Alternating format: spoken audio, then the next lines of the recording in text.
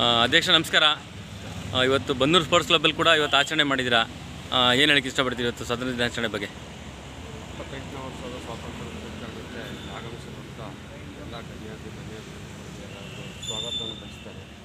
ಹಾಗೂ Bannur sports club ವತಿಯಿಂದ ಅಧ್ಯಕ್ಷರು ನಾನು ಮತ್ತು ಸೆಕ್ರೆಟರಿ ಆದಂಥ ನಮ್ಮ ರಮಣ ಅವರು ಹಾಗೂ ಪ್ರಶಂಸಿ ಆದಂಥ ಶ್ರೀನಿವಾಸ್ ಅವರು ಹಾಗೂ ಶ್ರೀಧರ ಶ್ರೀನಿವಾಸ್ ನ್ಯಾಯೇಶ್ವರರು ಮಾಜಿ ಬನ್ನೂರು ಸ್ಪೋರ್ಟ್ಸ್ ಕ್ಲಬ್ ಅಧ್ಯಕ್ಷರಾದಂಥ ರಾಧಾಕೃಷ್ಣ ಮ್ಯಾನೇಜರ್ ಆದಂಥ ಇಬ್ಬರು ಇವರೆಲ್ಲ ಪ್ರಮುಖರು ಸೇರಿಸಿ ಕನ್ನಡ ಧ್ವಜವನ್ನು ಹಾರಿಸಿ 28ನೇ ವರ್ಷಕ್ಕೆ ಸ್ವಾಗತ ಬಯಸಿದ್ದೀವಿ. ಎಲ್ಲರಿಗೂ ಓಕೆ ಸರ್, ತಾವು ಈ ಸಾರಿ ಅಧ್ಯಕ್ಷ ಆಗಿದ್ದೀರಿ.